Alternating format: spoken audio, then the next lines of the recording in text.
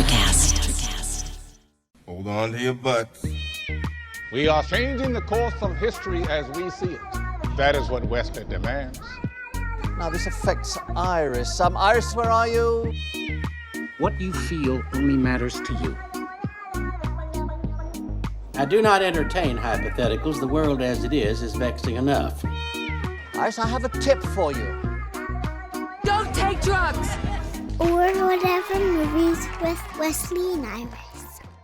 What up, and welcome to Or Whatever Movies. I'm your co-host Iris, and I'm here with my punk-ass, bust-ass brother, Wesley, fool. And today we're talking a movie from 1995, Friday. Before you were born, man. What are you talking about? Oh, actually, yeah. Are we qualified to discuss this movie? Well, I was just looking at the map, Wes, and our childhood home in Torrance borders Western, and Western Avenue goes right up north to what I'm assuming is West Compton. I can top that. Our even childhooder home in Hawthorne, where you were born and where I was until about the age of 11, almost a straight shot east down El Segundo to the Friday house, exactly 3.3 miles away. Whoa, the actual practical Friday house? Yes, and where the entire thing was set on one street.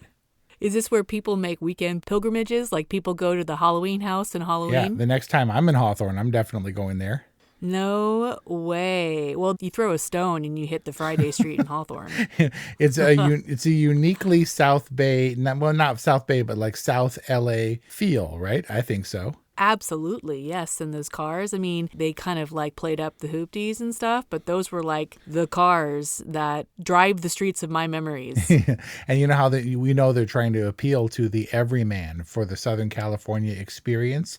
Everyone had that exact alarm clock that Craig turns off in the beginning. Oh, the one that flips? Flips. Chris Tucker's Smokey's alarm clock? Maybe. Because Craig had this cool, like this kind of retro dope-ass, like, flippy alarm clock that was mounted on top of two dice. You said dope-ass. I'm going to try to get through this whole discussion without doing the voice more than just my name.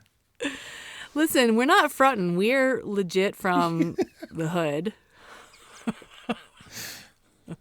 And yet, I've never seen Friday until now. Well, you've seen versions of Friday. I mean, Friday is just the comedy version of Boys in the Hood, or even F. Gary Gray's 20 Years Later, Straight Outta Compton. Or the comedy version of the sci-fi thriller They Cloned Tyrone. Yeah. Is this the only comedy in cinema history that makes a drive-by funny? And quite a drive-by. It's kind of funny when they're like, drive-by, and they hide behind the palm trees. But when it goes down, man. I mean, there's like machine guns. I don't know. What's that little handheld machine gun one? The one that has the little shoulder rest, but it's like sawed off? I thought you had cred. Not in the weapons department. The automatic Uzi? Was that what that was? Yeah, that thing was gnarly. And the fact that Chris Tucker tries to like shoot back from on top of the roof, I'm like, what are you doing? Yeah. The gun that Craig tosses up to him is not the gun he uses to shoot. If you look closely, you can see he tosses a prop gun up to him because it's safer. Chris Tucker bends down, puts that gun down, and picks up a different gun to fire the blanks. Huh. I didn't notice that little bit of choreography up there. Well, gun safety's no joke, dude. Yeah. And especially not on Friday Street, which was around 126th Street and Normandy. And you know that the Friday is contained exclusively. It's like this contained universe on this one street because there's nonstop automatic gunfire for a couple of minutes and no cops ever come. Oh, yeah, good point. The Poe never show up. Nope. There's no Poe. Because a couple times when they're all spooked and they're waiting for Big Worm, and then Smokey gets all squirrely and runs into the house, and I was sure that's when the cruiser comes by, but nope, not a single showing. Man, we'll leave that for more serious movies. No outsiders, just generally speaking. It seems like everyone knows everyone. And everyone keeps on weaving in and out of everyone's lives. It feels like small town hood where you're like, how do you ever get out? Like you literally have to like leave to get out because everybody knows everybody and everybody's all up in everyone's business. and everyone's all macking on everyone else. Yeah. I feel like it has characters that come in and out of no real consequence. That guy Hector, he didn't factor in at all into the story. Because there were a few people and everybody knows everybody. He was only there for Smokey's pigeon coop PCP story where he's like all shaking and hiding. And it's like Ice Cube and DJ Pooh invited and F. Gary Gray invited a bunch of people that they knew to give him a line and get him their SAG card. Like Hector showed up again, but I was convinced I was never going to see that dude again. But still, just a minor character literally rolling through. He could have like walked across the stage in a cardboard hoopty cutout and like just picked up some drugs and sailed off stage left, you know?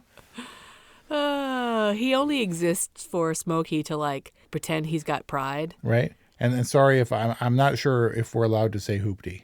Which it wasn't, but in our vernacular it's more like a lowrider, right? Yeah, sure. I mean, it was a pretty nice lowrider by all accounts. So maybe not a hoopty. So apologies for the more sensitive crowd. Wait, why can't we say hoopty? I don't know. Is this going to just become an episode of Is It Racist? Maybe, but it's so general that we're not even going to play the game. The whole episode is the game. I just remember whenever you saw like a Mercedes-Benz or a BMW driving around, you were like, oh, whoa.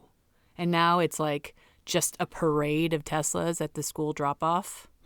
Well, where you are. Well, yeah, that's what I'm saying. But it is a contrast that I'm aware of. I think the best car and the best floppy running to the car was Red's car.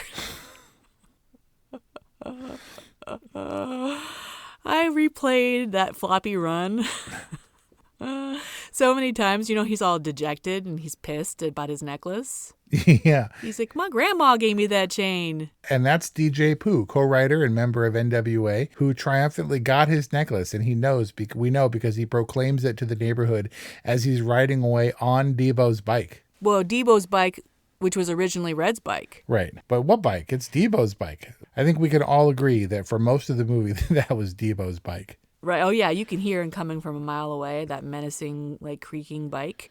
But to that end, because everyone knows everyone, and maybe the little guy, the little crackhead, really the only time I laughed in this movie was when Smokey ran up on him and he did the crane kick stance. Who? Ezel? Yeah, the little guy with the hat. Oh, that made me laugh. The crackhead. But right. But when he stole Debo's shoes, and I'm not sure that Debo even registered his presence, right? I mean, he did get hit in the head with a brick after all. And DJ Pooh got his necklace back and said, my mama gave me that, and rode away on his bike again, all triumphantly. But everyone knows everyone. It's not like you're going to Craig still has to live 3 doors down from Debo for the rest of his life. See, and this is where, like, hood rules come into play. Like, do you just have to damage Debo's pride and, like, street cred enough that you hold him down? You know, that he stops his menacing and his bullying of the neighborhood? Or does Debo just come back with the AK and take everybody out?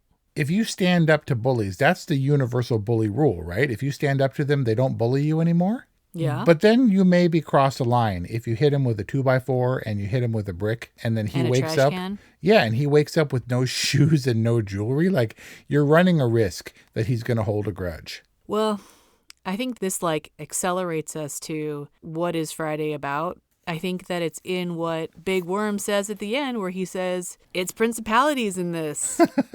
Like, isn't it all about the principle and like street agreements and the very specific rules that they live by? Like, you just got to play by the Friday game. Sure. And maybe we don't fully understand that game, having been out of it for a while. Good on you. You made it out to the Tesla school pickup line, Hood.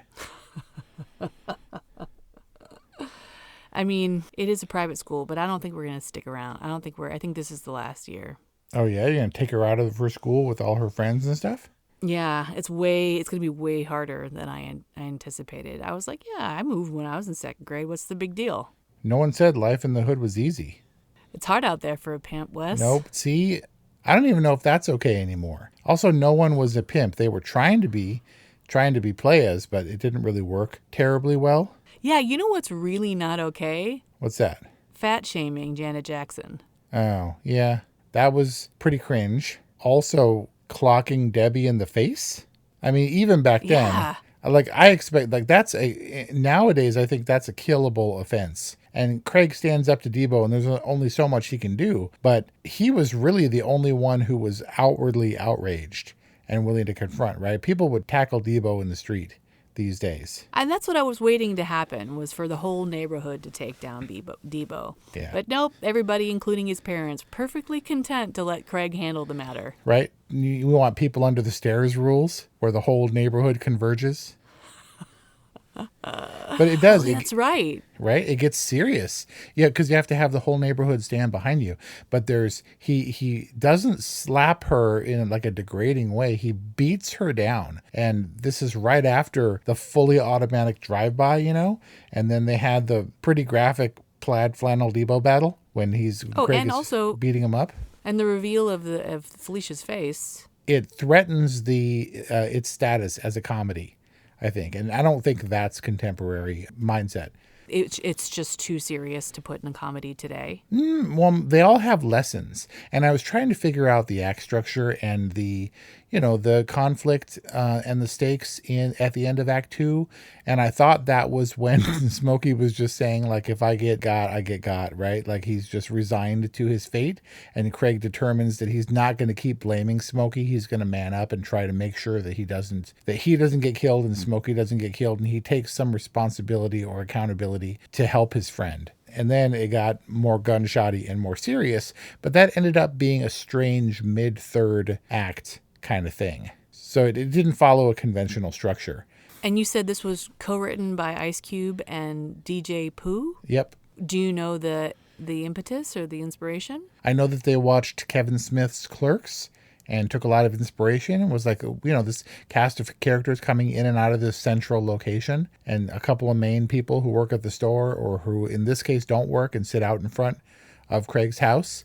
And they even had some scenes they contemplated shooting the entire movie in black and white and then just limited it to the flashbacks, a few of which I think were absolutely necessary. I don't know. We could have just told the story and didn't need to see Smokey get all scratchy and hiding in the PCP angel dust thing. Oh, is that what angel dust is? PCP? Yeah, in the pigeon coop. Oh, right.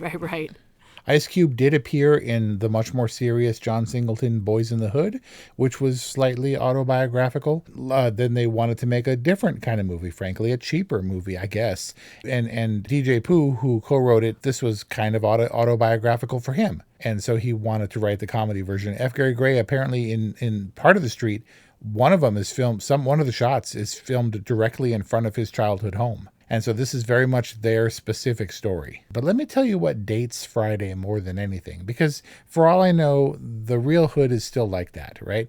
Except that so many people have gone from this movie. We lost so many people.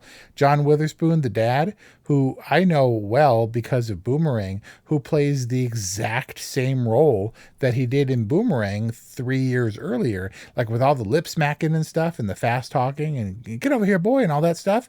And except that he wasn't in his home. He was always in other people's homes in Boomerang. So it was less spousal abuse undershirts and boxer shorts and less pooping, and more just him being the same dad. He's like the Marlon Brando of urban comedy dads.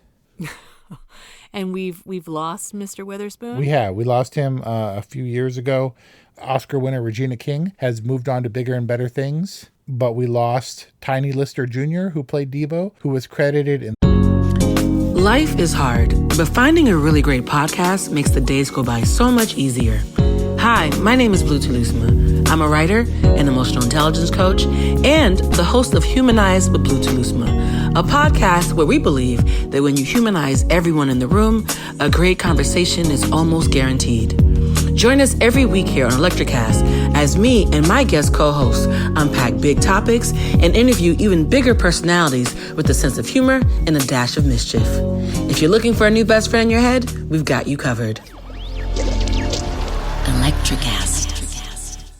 This movie has Tiny Zeus Lister Jr. because he was best known for being in No Holds Barred with Hulk Hogan prior to this. He died. Bernie Mac is long gone. You know what was missing from the Friday Neighborhood universe? What's that? Stray dogs. Yeah? Yeah, with all of Dad's talk about dogs and stuff, he was a dog catcher, right? He was trying to recruit his son. Well, that's what he wanted him to do. I don't know that he was a dog catcher. Well, what was he talking about? Like having his hand up a dog's ass and stuff. That's what he was saying. You know, it could work. It could work. It could be good. He said, I don't even like dogs. And he's like, yeah, you could use that. And then he was watching the dog movie. Was that Cujo? It's silly that I know this.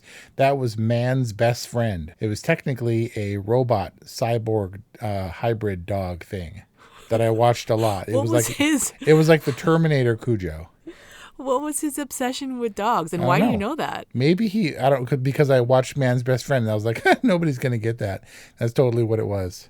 All I know is this is legitimate because it was actually filmed on a real street. There are no sets involved, and maybe there just weren't any real dogs back in the day. I don't remember a lot of stray dogs in Hawthorne. Oh, yeah. I mean, there were some like feral dogs that were like half owned that people would feed and stuff. But for no sets, that bedroom wall really wobbled. Maybe it was sets for the interiors. No, I didn't see that. But it also could have been that's just how the house was, man. For wanting to be hard. And I think there was some basis of, because F. Gary Gray directed Ice Cube's Today Was a Good Day song. And part of that, just like him waking up and being in his mom's like domestic living kind of house and then going out about his pimp business and stuff. Maybe that inspired this in some ways. But for being hard, and I don't know that either Smokey or Craig claimed to be hard, but he had a gun, and that's something. Neither one of them had a car to speak of. But how hard can you be when you grow up in the hood in a pink house? Are there only so many like paint colors that stucco will accept? Can you only paint stucco like beige and pink? I'm sure that was one of those designer 90s colors that Yeah. his mom was like, that's cute. And if he had a car, it might have been a brown car, even though brown cars no longer really exist. They don't? Nope. When was the last time you saw a brown car? I feel like there's like a new designer brown, like Range Rover brown. Maybe, but it's custom. It's what do you call it? Bespoke? Yeah, bespoke. That's such a crap word. It doesn't mean anything. You mean there are better words and less pretentious words Yes, to use to describe what you're trying to say? Exactly. So speaking of language, what is your opinion on friendly fuck yous? Sure. It's definitely a dude thing or whatever. And you could see a real affection between Craig and Smokey, right? As much as he didn't like, he eventually was going to step up for his friend when he realized that he couldn't get out of it. But they're making fun of each other the whole time. And that's a very thing you love, dudes broing down kind of attitude. I support it. I mean, so do you, if like Eric is like, I don't like barbarian, are you like, fuck you, Eric? Yes. Really? Yeah. What about to the sneak? Every day. For reals, Kelly? Yes. Yes. More Really, carefully. you'll say fuck but you yes, to Kelly. all the time. Really? Yep. How come you don't say it to me? I don't know. You only said it to me once, and it was in anger. No, I didn't. Yeah, I was stirring the pot with you and Mom. Oh, that was still meant to be kind of funny. How about swearing in general? Yes, I swear. And Kelly, who is a single mom, resisted that heavily up top and now swears all the time. Really? Yep. So if you were going to do like the Actors Studio questionnaire thing, what word would it be? It's easy and it's obvious and you already said it. And I'm not going to repeat it because this is a clean, generally speaking, family-friendly podcast. No, I'm definitely marking this one. Oh, yeah? Explicit. Oh, yeah. Well, I mean, you can't, this thing just, it brings out, it reinvigorates the hood mentality to which we were accustomed, our default mentality and attitude. What does that mean? Watching Friday brought out the hood in us. Yeah, it did. You hear me at the top? So last Yeah. night, Brian comes home from a dinner and Paloma's in bed with me because she's having a hard time. And he is like, come on, you have to go back to your bed. And she's like, and so he takes her back to her bed. And then comes back and he's like, what happened? Why is she like fucking Meltdown City? And I was like, I don't know. I'm watching fucking Friday. Why do you think? Like, where did that come from? He never swears. And granted, he started swearing more since he's been working with James, but we don't swear. I don't swear like at all, except in this episode. Except today. Well, you're in parent mode and it can be forgiven. It was just hilarious. And so everything I said for the rest of the night was like, fucking this, and I'm going to fucking brush my teeth. And You can take the Japanese Mexican out of the hood, but you can't take the hood out of the Japanese Mexican. Ice Cube's very talented. And I don't know if Ice Cube was just playing Ice Cube, but every time he said, damn, I so believed it. It's pretty good. Like, that's his persona. And obviously he went from being a gangster and he was affiliated with the Crips. Did you note that this location where they shot is a decidedly Crip neighborhood? And thus they highly discouraged anyone from wearing any red. Did you notice there's no red in this movie? That wasn't just an F. Gary Gray, like, stylistic choice. I think it was the filmmakers being very careful and respectful. But he was associated with the Crips. Of course, he was in NWA and was, had a difficult upbringing and stuff and was in the hood. And if you want to know more about Ice Cube and Ice Cube's upbringing, watch Straight Outta Compton. But then this is maybe his first and foremost transitional movie. Not just being a rapper who was in Boys in the Hood by a serious filmmaker, but also a producer and a writer for films. He was like the Danny DeVito of rap stars in subsequent comedies. He was in Are We There Yet? And Barbershop and all these sort of coming to America type comedies, like funny urban comedies. Was Ice Cube's jam. It's a testament to his talent and versatility. And so then how does Chris Tucker factor in? Because not a rapper, a comedian. Was he a comedian before Friday? Yes, he was. And he was in another movie. I can't recall offhand which one it was, but Ice Cube fought for him over somebody like Chris Rock to get him in because he had just appeared in something pretty high profile and he seemed a natural fit. And Chris Tucker steals this entire movie, I think. As good as Ice Cube is, he's definitely the straight man to Chris Tucker's funny man. He's definitely wacko as Smokey. But obviously, I think this is more or less what launched Chris Tucker as a movie star. But then, strangely, he and Tiny Lister Jr., who played Debo, went on to star together in the polar opposite. This is like a galaxy away.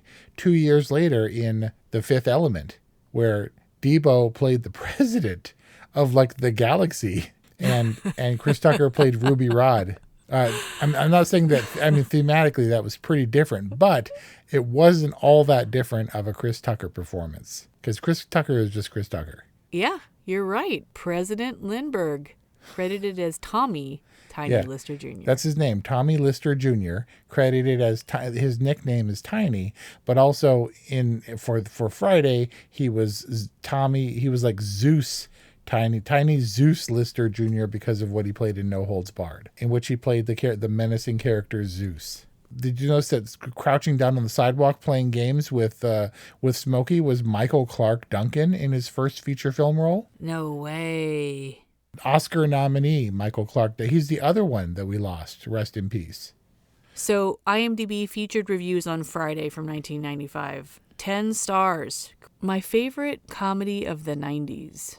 You have to keep in mind this is coming out at like the height of Jim Carrey's fame and like Mike Myers. How does Friday compare to other comedies from the 90s? I don't want to get into weird like racial divide stuff, but I think that Friday is pretty clearly a black movie created by black filmmakers, ready for black audiences. And who could better be described as the black Jim Carrey than Chris Tucker? I feel like that's pretty obvious. That's weird. That's kind of mind-boggling. But I guess they're both kind of stretchy and like Gumby-y. Yeah. And slapstick, and they've got the voices and stuff. All right, last one. 7 stars. You got knocked the fuck out. Multiple times. Everyone gets that, including inevitably Debo. He had it coming. If there's a soundbite from Friday, it's that or damn. Or is this the original By Felicia, or is there another By Felicia that predates Friday? Yeah, no, it was this one, and they said it again, sort of fortuitously. A character happened to be named Felicia in Straight Outta Compton, but Regina King didn't know that that's where the phrase originated from, a movie that she was in. This movie is a trendsetter. Right, so this is why you got to see Friday. Wouldn't you say this is culturally important? Culturally important for sure, because a lot of people have probably been saying lines from this movie, by Felicia included, that don't know that this is where it originated. And so I have to conclude that this movie it feels good, like Finding Neverland for you, which talk about disparity, man, between this movie and that. This movie is a soothing balm, I think. Is this a soothing balm for people who grew up in this environment, or is it too close to home with the no milk and being kind of hungry and being cheated on and, hood life and almost getting shot? Like being discriminated against and fired? I think a very comfy movie for a lot of people. I think equally as important to see Friday, to have seen it as a cultural experience, as to review it critically. Did you notice that Smokey has a Halloran-style Nubian naked goddess on his wall? No, he did? Yeah. Was that a direct shout out to Halloran and The Shining? I don't think so. It was a full 14 years earlier. But there's weirdness in this movie for sure. Smokey, he does have a car, because Smokey has the only convertible Pinto I've ever seen, which he says, don't mess with my car. And he clicks the little clicker, the alarm clicker on his convertible Pinto. As does Red. Red, when he's doing the floppy walk back to his car, he has to turn off the alarm before getting in and peeling out. Right? The stakes were don't die. And the drama was no milk and stuff like that. And then the triumph, the redemption, was knocking out Debo and also whipping that little kid on the bike for knocking over the trash cans. That was the most triumphant moment for Smokey. Smokey literally pulls out his belt and starts whipping him in the butt. And he's screaming he's like, Mama! And rides his bike away. It's great. So are we being like Jonah Hill and you people and being like, we watch Friday, we're from the hood? Look, we're doing it for funds. And were we in a dangerous situation? I mean, potentially, because I do know that in the history since Mom and Dad have been associated with Hawthorne, there have been bullets in that apartment building. But we're having fun and we're critically reviewing a movie that has cultural and aesthetic appeal for a lot of people, but have to see if it'll stand up to the criticism. And believe me, there are movies of this type, comedies that just infuriate me. These sort of cheaper urban comedies that make me mad. And I work on a lot of these shows, these urban docu-follow dramas, and they can be insulting. And so Friday, in its ridiculousness, felt honest and as real as this type of movie can. I never felt talked down to, or that anybody who wasn't a part of this neighborhood was worse off. You know what I mean? Was worse off for the portrayal, you mean? Was less acceptable. Friday was a loving portrait to these two. What was the Good, the Bad, and the Ugly, for example, was under the working title of The Two Wonderful Tramps or Lovable Tramps or something. And this is just sort of a tramp movie of Smokey and Craig hanging out in front of the house. They were like the Peanut Gallery, or they were like the two dudes in the balcony in the Muppets. Yeah, what are those guys' names? I don't know, Waldorf and Astoria or something. Statler and Waldorf. No, not bad, Wes. Yeah. So it feels like this worked surprisingly well. I was surprised by how non-offended or annoyed I was by Friday, a full 28 years after the fact. There are lots of ways where Friday feels dated and the comedy is outdated, but otherwise holds up. You know what never goes out of style? The heart. Ah, Wes. It's principalities, yo, and the heart. And that's our discussion of Friday. What's your final rating? I'm giving a Friday a solid all right rating. It's got its flaws. It's not a classic because I didn't grow up with this one. I saw it a few times. But really, it has to stand on its own as a little nugget from the past. And there are so many higher profile Oscar-nominated movies that don't do that. Friday surprised me and is quite all right. And likewise, I'll give it a long time in coming for this viewing and review of Friday. But we hope you enjoyed this discussion. And if you did, let us know at 818-835-0473 by leaving us a voicemail or sending us a text. Or emailing us at orwhatevermovies@gmail.com. Not to mention DMing us. Is that still a thing? At orwhatevermovies on Instagram. Thank you for listening. Thank you for your support of Or Whatever Movies. Thank you for your 5-star reviews as they help other people find our podcast. Thanks again, and we'll see you next time. Welcome to Sarah Talk Solutions. Ladies and gentlemen, you've tuned into a bit of a different type of show. I'm Sarah B and I'm your host. You can find me on my IG, which is Aussie_Sarah_LA. I talk about amazing, relevant conversations and topics and what functions that goes on in this magical, wonderful, wonderful city of the City of Angels. My IG, which is Aussie_Sarah_LA. Electric acid. Hi, I'm Mark. And I'm Peter. We're the founders of Electricast Media, bringing you great podcasts like Nightmare Road Stories, Tech Talk Revolution, and Bodacious Minds. Electricast networks include Ruby for female empowerment, the Best Business Network, and GPN for geopolitics. We built this company to create community and amplify diverse voices, and we really appreciate your support. So, keep listening to Electricast podcasts and hear the culture. Electric acid. Electric acid.